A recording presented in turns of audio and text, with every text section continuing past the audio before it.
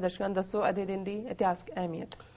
ਸਿੱਖ ਇਤਿਹਾਸ ਦੇ ਹਵਾਲੇ ਨਾਲ 1926 ਚ ਜਦੋਂ ਕਿ ਗੁਰਦੁਆਰਾ ਐਕਟ ਲਾਗੂ ਹੋ ਚੁੱਕਾ ਸੀ, SGPC ਦੇ ਮੈਂਬਰਾਂ ਦੀ ਚੋਣ ਹੋਈ।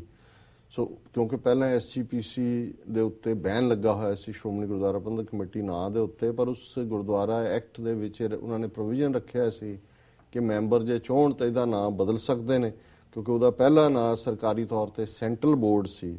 ਸੋ ਚੁਣੇ ਹੋਏ ਮੈਂਬਰਾਂ ਨੇ ਵੋਟਾਂ ਪਾ ਕੇ 2 ਅਕਤੂਬਰ 1926 ਨੂੰ ਅੱਜ ਦੇ ਦਿਨ ਜਿਹੜਾ ਸਰਕਾਰ ਨੇ ਮਾਨਤਾ ਦਿੱਤੀ ਕਿ ਸ਼੍ਰੋਮਣੀ ਗੁਰਦੁਆਰਾ ਪ੍ਰਬੰਧਕ ਕਮੇਟੀ ਇਹ ਨਾਂ ਰੱਖ ਸਕਦੇ ਨੇ। 1956 ਚ ਅਕਾਲੀ ਦਲ ਨੂੰ ਕਾਂਗਰਸ ਦੇ ਵਿੱਚ ਸ਼ਾਮਲ ਕਰਨ ਦਾ ਮਤਾ ਪਾਸ ਕੀਤਾ। ਖੇਤਰੀ ਫਾਰਮੂਲੇ ਦਾ ਇਨਾਮ ਪਹਿਲਾਂ ਹੀ ਹੁਕਮ ਸਿੰਘ ਨੂੰ ਡਿਪਟੀ ਸਪੀਕਰ ਬਣਾ ਦਿੱਤਾ ਸੀ। ਤੁਸੀਂ ਅਕਾਲੀਆਂ ਦੇ ਮੂਰਖ ਮਤੀਆਂ ਦੇਖੋ, ਸਾਰਾ ਅਕਾਲੀ ਦਲ ਭੰਗ ਕਰਕੇ ਕਾਂਗਰਸ ਮਿਲਾ ਦਿੱਤਾ ਸੀ। ਇਹਨਾਂ ਨੇ ਕਿਹਾ ਜੀ ਹੁਣ ਸਾਨੂੰ ਕੋਈ ਲੋੜ ਨਹੀਂ ਹੈ ਸਾਡੇ, ਪਰ ਸਮਝੌਤਾ ਚੱਲਿਆ ਨਹੀਂ, ਥੋੜੀ ਦੇਰ ਬਾਅਦ ਉਹਨੂੰ ਫਿਰ ਵਾਪਸ ਕੱਢ ਲਿਆ। ਪਰ ਜਿਹੜੇ ਹੁਕਮ ਸਿੰਘ ਵਰਗੇ ਔਰ ਦੂਸਰੇ ਸੀ ਉਹ ਕਾਂਗਰਸ ਦੇ ਵਿੱਚ ਆਰਾਮ ਨਾਲ ਜਾ ਕੇ ਬਹਿ ਗਏ। 1962 ਚ ਚੰਨਣ ਸਿੰਘ, ਫਤਿਹ ਸਿੰਘ ਅਕਾਲੀ ਦਲ ਦਾ ਪ੍ਰਧਾਨ, ਚੰਨਣ ਸਿੰਘ ਸ਼੍ਰੋਮਣੀ ਕਮੇਟੀ ਦਾ, ਇਹ ਗੰਗਾਨਗਰ ਦਾ ਰਹਿਣ ਵਾਲਾ, ਔਰ ਸ਼੍ਰੋਮਣੀ ਕਮੇਟੀ ਚ ਮਾਸਤਾਰਾ ਸਿੰਘ ਦਾ ਨੋਮੀਨੀ ਸੀ, ਕਿਰਪਾਲ ਸਿੰਘ ਚੱਕ ਸ਼ੇਰੇ ਵਾਲਾ ਪ੍ਰਧਾਨ। ਪਰ 4 ਮੈਂਬਰ ਇਹਨਾਂ ਨੇ ਕਿਡਨੈਪ ਕੀਤੇ। ਕੈਰੋਂ ਦੀ ਹਕੂਮਤ ਸੀ ਤੇ 76-72 ਦੇ ਫਰਕ ਨਾਲ 72 ਵੋਟਾਂ ਮਾਸਤਾਰਾ ਸਿੰਘ ਦੇ ਕੈਂਡੀਡੇਟ ਨੂੰ ਸੀ, 76 ਦੇ ਨਾਲ ਸੰਤ ਚੰਨਣ ਸਿੰਘ ਨੂੰ ਬਣਾ ਦਿੱਤਾ ਤੇ ਇਵੇਂ master Tara Singh the political career and ਕਰ ਦਿੱਤਾ ਜੀ। ਵਰਲਡ ਹਿਸਟਰੀ ਦੇ ਹਵਾਲੇ ਨਾਲ 1535 ਦੇ ਵਿੱਚ ਜੈਕਵਸ ਕਾਰਟੀਅਰ ਨੇ ਅੱਜ ਦੇ ਦਿਨ ਮਾਉਂਟ ਰਾਇਲ, ਜਿਹਨੂੰ ਅੱਜ ਮੌਂਟਰੀਆਲ ਕਹਿੰਦੇ ਨੇ, ਇਸ ਦੀ ਨੀਂਹ ਰੱਖੀ। 1833 ਚ ਨਿਊਯਾਰਕ ਚ ਐਂਟਾਈ ਸਲੇਵਰੀ ਸੁਸਾਇਟੀ ਆਰਗੇਨਾਈਜ਼ ਹੋਈ। 1866 ਦੇ ਵਿੱਚ ਜੇ ਆਸਟਰੇਡ ਨੇ ਪੇਟੈਂਟ ਕੀਤਾ ਟਿਨ, ਜਿਹਦਾ ਕੀ ਓਪਨਰ ਹੋ ਸਕਦਾ ਹੈ। 1869 ਚ ਅੱਜ ਦੇ ਦਿਨ ਗਾਂਧੀ ਜੰਮਿਆ। ਵੈਸੇ ਅੱਜ ਦੇ ਦਿਨ 111ਵਾਂ ਜਨਮ ਲਾਲ ਬਹਾਦਰ ਸ਼ਾਸਤਰੀ ਦਾ ਵੀ ਹੈ, ਪਰ ਮੋਦੀ ਉਹਦੀ ਸਮਾਧ ਤੇ ਵੀ ਨਹੀਂ ਗਿਆ, ਉਹ ਸਾਰੇ ਪ੍ਰੋਟੈਸਟ ਕਰ ਰਹੇ ਨੇ। ਪਰ ਗਾਂਧੀ ਜੰਮਿਆ ਤੇ ਹਿੰਦੂ ਰਾਸ਼ਟਰ ਜਿਹੜਾ ਉਹਨੇ ਖੜਾ ਕਰ ਦਿੱਤਾ ਲਿਆ ਕੇ। 1870 ਚ ਹੈਲੀ ਨੇ ਜਿਹੜਾ ਰੋਮ ਨੂੰ, ਜਿਹੜਾ ਇਟਲੀ ਨੇ ਰੋਮ ਔਰ ਪੋਪ ਦੀ ਸਾਰੀ ਪ੍ਰਾਪਰਟੀ ਜ਼ਬਤ ਕਰ ਲਈ, ਤਾਂ ਰੋਮ ਜਿਹੜਾ ਹੈ ਉਹ ਉਸ ਦੀ ਕੈਪੀਟਲ ਬਣੀ। 1895 ਦੇ ਵਿੱਚ ਪਹਿਲੀ ਕਾਰਟੂਨ ਕਾਮਿਕ ਸਟ੍ਰਿਪ ਜਿਹੜੀ ਹੈ ਉਹ ਪ੍ਰਿੰਟ ਹੋਈ। 1923 ਚ ਬ੍ਰਿਟਿਸ਼ ਆਕੂਪਾਈਂਗ ਫੋਰਸ ਨੇ ਕਾਂਸਟੈਂਟਨੋਪੋਲ, ਜਿਹਨੂੰ ਅੱਜ ਇਸਤਨਬੁਲ ਕਹਿੰਦੇ ਨੇ, ਉਸ ਦਾ ਕਬਜ਼ਾ ਛੱਡਿਆ। ਔਰ 1956 ਚ ਪਹਿਲੀ ਐਟੋਮਿਕ ਪਾਵਰ ਕਲੌਕ ਨਿਊਯਾਰਕ ਚ ਐਗਜ਼ੀਬਿਟ ਹੋਈ। ਔਰ 1964 ਚ ਵਿਗਿਆਨਕ ਤੌਰ ਤੇ ਇਹ ਸਾਬਤ ਹੋਇਆ ਕਿ ਤੰਬਾਕੂ ਦੇ ਨਾਲ ਕੈਂਸਰ ਦਾ ਸਿੱਧਾ ਸੰਬੰਧ ਹੈ। ਜੀ ਰਸ਼ਾ, ਹੁਣ ਸਾਡੇ ਦਰਸ਼ਕਾਂ ਨੂੰ ਦੱਸੋ ਅੱਜ ਦਾ ਵਿਚਾਰ। ਅੱਜ ਦੇ ਵਿਚਾਰ ਲਈ ਅਸੀਂ ਭਾਈ ਗੁਰਦਾਸ ਜੀ ਦੇ ਕਵਿਤ ਨੰਬਰ 99 ਨੂੰ ਚੁਣਿਆ। ਬ੍ਰਜ ਭਾਸ਼ਾ ਦੇ ਵਿੱਚ ਇੱਕ ਕਵਿਤ ਹੈ ਜੀ। ਪੂਰਨ ਬ੍ਰਹਮ ਗੁਰ ਪੂਰਨ ਸਰਬ ਮਈ, ਪੂਰਨ ਕਿਰਪਾ ਕੈ ਪਰ ਪੂਰਨ ਕੈ ਜਾਨੀਏ। ਦਰਸ ਧਿਆਨ ਲਿਵ ਏਕ ਓ ਅਨੇਕ ਮੇਕ, ਸ਼ਬਦ ਵਿਵੇਕ ਟੇਕ ਏਕੈ ਉਰ ਆਨੀਏ। दृष्ट दर्श और शब्द सुरत मिल, पेखता बक्ता श्रोता एकै पहचानिए। सूक्ष्म स्थूल मूल गुप्त प्रगट, छट नट वट सिमरन मंत्र मन मानिए जी।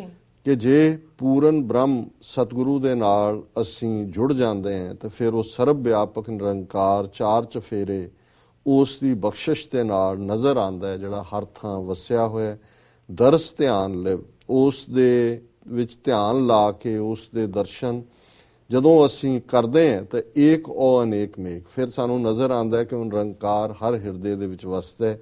ਸ਼ਬਦ ਵਿਵੇਕ ਟੇਕ ਏਕੈ ਉਰ ਆਨੀਏ, ਉਸ ਦੇ ਸ਼ਬਦ ਦੇ ਉੱਤੇ ਸਾਡੀ ਟੇਕ ਹੋਏ, ਵਿਵੇਕ ਸੁੰਦਰ ਗਿਆਨ ਹੋਏ ਔਰ ਉਹ ਨਿਰੰਕਾਰ ਸਾਡੇ ਦਿਲ ਦੇ ਵਿੱਚ ਹਮੇਸ਼ਾ ਵਸੇ। ਏਕੈ ਉਰ ਆਨੀਏ। ਦ੍ਰਿਸ਼ਟ ਦਰਸ ਔਰ ਸ਼ਬਦ ਸੁਰਤ ਮਿਲ, ਜਿੱਧਰ ਵੀ ਸਾਡੀ ਨਜ਼ਰ ਜਾਏ ਉਸ ਪਿਆਰੇ ਨਿਰੰਕਾਰ ਦੇ ਸਾਨੂੰ ਦੀਦਾਰ ਹੋਣ, ਸਾਡੀ ਸੁਰਤ ਉਸ ਦੇ ਸ਼ਬਦ ਦੇ ਵਿੱਚ ਸਦਾ ਜੁੜੀ ਰਹੇ। ਪੇਖਤਾ ਬਕਤਾ ਸ਼ਰੋਤਾ ਏਕੈ ਪਹਿਚਾਨੀਏ, ਜੋ ਕੁਝ ਵੀ ਕੋਈ ਬੋਲ ਰਿਹਾ ਹੈ, ਕੋਈ ਸੁਣ ਰਿਹਾ ਹੈ, ਕੋਈ ਦੇਖ ਰਿਹਾ ਹੈ, ਉਹ ਸਾਨੂੰ ਇਵੇਂ ਹੀ ਲੱਗੇ ਕਿ ਉਹ ਨਿਰੰਕਾਰ ਦਾ ਹੀ ਝਲਕਾਰ ਹੈ। ਹਰ ਕੁਝ ਜੋ ਚੱਲ ਰਿਹਾ ਹੈ ਦੁਨੀਆ ਦੇ ਅੰਦਰ, ਉਸ ਚੋਂ ਨਿਰੰਕਾਰ ਦਾ ਜਲਵਾ ਨਜ਼ਰ ਆਏ, ਨਿਰੰਕਾਰ ਦਾ ਪਿਆਰ ਨਜ਼ਰ ਆਏ ਜੀ। ਸੂਖਮ ਸਥੂਲ ਮੂਲ ਗੁਪਤ ਪ੍ਰਗਟ, ਭਾਵੇਂ ਉਹ ਰੱਬ ਵਿਜ਼ੀਬਲ ਹੈ ਸਥੂਲ ਰੂਪ 'ਚ ਹੈ, ਭਾਵੇਂ ਉਹ ਸੂਖਮ ਰੂਪ 'ਚ ਹੈ, ਭਾਵੇਂ ਗੁਪਤ ਰੂਪ 'ਚ ਹੈ, ਭਾਵੇਂ ਪ੍ਰਗਟ ਰੂਪ 'ਚ ਹੈ, ਭਾਵੇਂ ਜੀਵਾਂ 'ਚ ਹੈ, ਭਾਵੇਂ ਜੀਵਾਂ ਦੇ ਪਿੱਛੇ ਹੈ, ਭਾਵੇਂ ਕੁਦਰਤ 'ਚ ਹੈ, ਭਾਵੇਂ ਕੁਦਰਤ ਦਾ ਬਣਾਉਣ ਵਾਲਾ ਕਾਦਰ ਹੈ, ਸੂਖਮ ਸਥੂਲ ਮੂਲ ਗੁਪਤ ਪ੍ਰਗਟ ਠੱਟ ਨਟ ਵਟ। ਹੁਣ ਇਹ ਹੈ ਕਿ ਉਹੀ ਨਿਰੰਕਾਰ ਨਟ ਵੀ ਹੈ, ਉਸ ਗੇਮ ਨੂੰ ਪਲੇ ਕਰ ਰਿਹਾ, ਉਹਦੇ ਪਿੱਛੇ ਵੀ ਉਹੀ ਐਪਰੇਟਸ ਹੈ, ਉਹ ਸਾਰਿਆਂ ਨੂੰ ਸਾਨੂੰ ਪੁਤਲੀਆਂ ਵਾਂਗ ਜੋ ਨਚਾਣਾ ਹੈ, ਇਹ ਵੀ ਉਸ ਦਾ ਕੰਮ ਹੈ।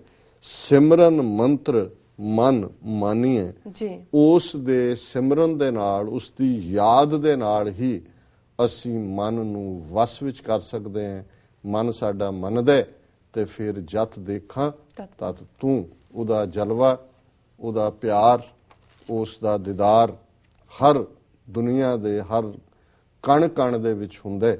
ਤੇ ਇਸ ਨੂੰ ਹੀ ਬ੍ਰਹਮ ਗਿਆਨਤਾ ਕਹਿੰਦੇ ਨੇ। ਇਹੀ ਬ੍ਰਹਮ ਗਿਆਨੀ ਹੋਣਾ ਜੀ ਜੀ ਜਿੱਥੇ ਜਤ ਦੇਖਾਂ ਤਤ ਤੂੰ। ਜੀ ਡਾਕਟਰ ਸਾਹਿਬ, ਤੁਹਾਡਾ ਬਹੁਤ ਬਹੁਤ ਸ਼ੁਕਰੀਆ। ਤੁਸੀਂ ਅੱਜ ਦਾ ਵਿਚਾਰ ਸਾਡੇ ਦਰਸ਼ਕਾਂ ਨਾਲ ਸਾਂਝਾ ਕੀਤਾ। ਇਸ ਨਾਲ ਆਪਣੇ ਵਿਊਅਰਸ ਕੋਲ ਨੇ ਇਜਾਜ਼ਤ। ਵਿਊਅਰਸ, ਤੁਹਾਡਾ ਬਹੁਤ ਬਹੁਤ ਸ਼ੁਕਰੀਆ। ਤੁਸੀਂ ਆਪਣੇ ਕੀਮਤੀ ਸਮੇਂ ਵਿੱਚ ਸਮਾਂ ਕੱਢ ਕੇ ਸਾਨੂੰ ਆਪਣੀ ਰਾਏ ਤੇ ਸੁਝਾਅ ਭੇਜਣਾ ਦਾ ਇਸ ਤਰ੍ਹਾਂ ਭੇਜਦੇ ਰਹਿਣਾ ਸਾਡੇ ਇਸ ਪਤੇ ਤੇ sos@tvg4.tv ਤੇ। ਅਸੀਂ ਆਪਣਾ ਪ੍ਰੋਗਰਾਮ ਲੈ ਕੇ ਫਿਰ ਦੁਬਾਰਾ ਹਾਜ਼ਰ ਹੋਵਾਂਗੇ। ਤਦ ਤੱਕ ਲਈ ਮੈਨੂੰ ਤੇ ਆਪਣਾ ਸੁਣਾ ਗਿਆ ਦਿਓ। ਬੁਲਾ ਦਿਓ ਫਤਿਹ। ਵਾਹਿਗੁਰੂ ਜੀ ਕਾ ਖਾਲਸਾ, ਵਾਹਿਗੁਰੂ ਜੀ ਕੀ ਫਤਿਹ।